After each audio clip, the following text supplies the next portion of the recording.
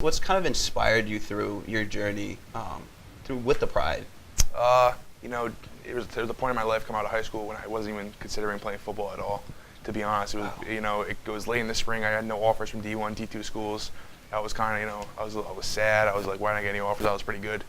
Yeah. And then late in the spring, Coach Hawk, our defensive coordinator, who I owe so much to for this program, just he came to my school, talked to me, and kind of he made me feel like somebody. He made me feel like he wanted me to come play. He said, hey, I could be a great player, and it's that coach that really made me feel like I was somebody, I could do something. So late in the spring, I made the decision, like, all right, I want to play football. I love this sport. I'm not done playing with it.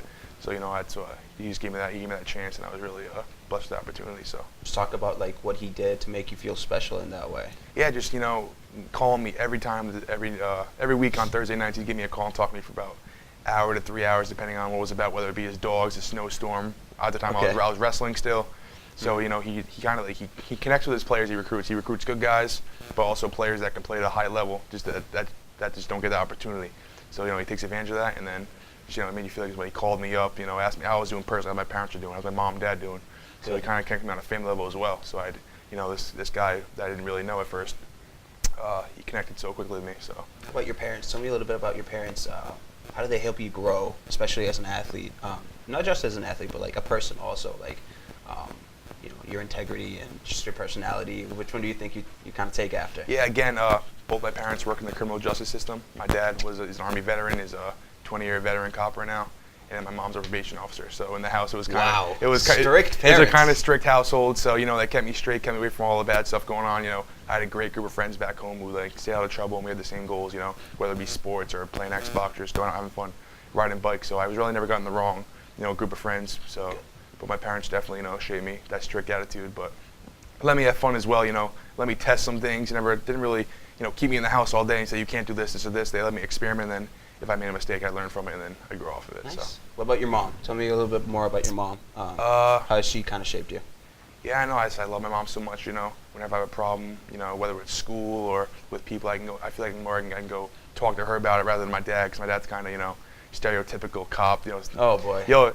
Throw some dirt on it. But if I'm feeling a little under, my mom can really help me out, and then So the tough side was more dad, and Yeah. your mom's like approachable, Yeah. social kind of. Yep. Nice. I know that you guys think of yourself as like a brotherhood.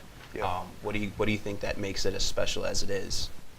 I just, over the years, Coach Moore, linebacker coach, he pushed us to the brink that we never thought we could go to. During camp, double sessions. Coming here as a freshman, I never did really full double sessions, 2.5 hour practices in pads in the steaming heat at 90 degrees. They push us to that brink, and then they lift us back up and say, "No, what you can do it. Let's go. Let's keep going. Let's keep going. Let's go."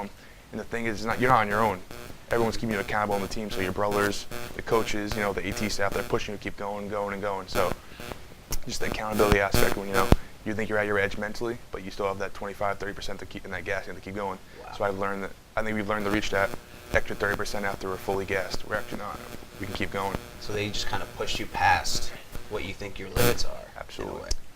Any particular moment or memory during high school that kind of stands out for you and was like, okay, I can do this football thing? Yeah, it was my senior year. I was really, leaning towards wanting to go wrestle in college. I loved the sport. I wrestled for so long. And then my senior year, we got a new coach, head coach, Josh Lima, a young guy. He came and made the fun sport. He made the sport fun. Sorry.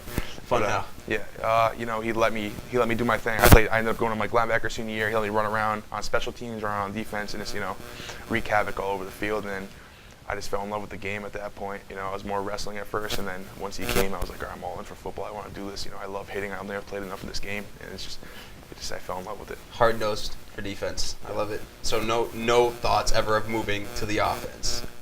If the coach, it's funny because freshman year when I was actually doing pretty well on scout, they had a little discussion about moving me to tight end. Okay, but I can totally see that. I gotta tell you. But Coach Hollick, thankfully, I think Coach Hollick said, no, I want him. I want to keep him on defense. So. Stole him.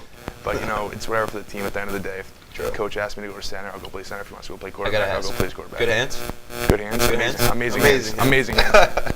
Where do you see yourself in a couple years, in 5 years, both as a person? Where do you think you'll be? What are you be doing?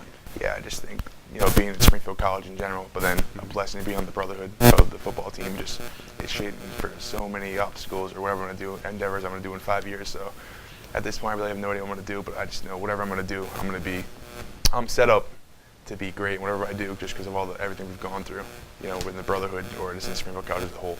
So I feel really prepared as well. So. You know, what would that mean to you if you know, maybe you got invited to the combine?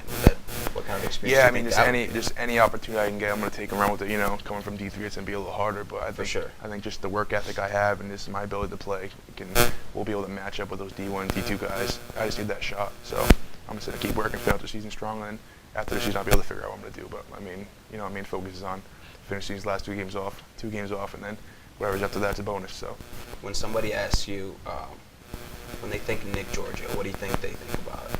The biggest thing I want to say is, you know, we call it foxhole in football. You know, if you're backed up in a dark alley, you know, and there's a bunch of guys around, who are your 5 guys you're gonna call to have your back and be there for you. You know, that's why I want to be. I want to be that guy. You know, G's got my back, Gio's got my back, no matter what. You know, I could be in California, you're in Rhode Island. I'll be on the first red eye home and help you out. That's what it is. So, someone you can always call, and I'll be there no matter what the circumstances are. I got your back.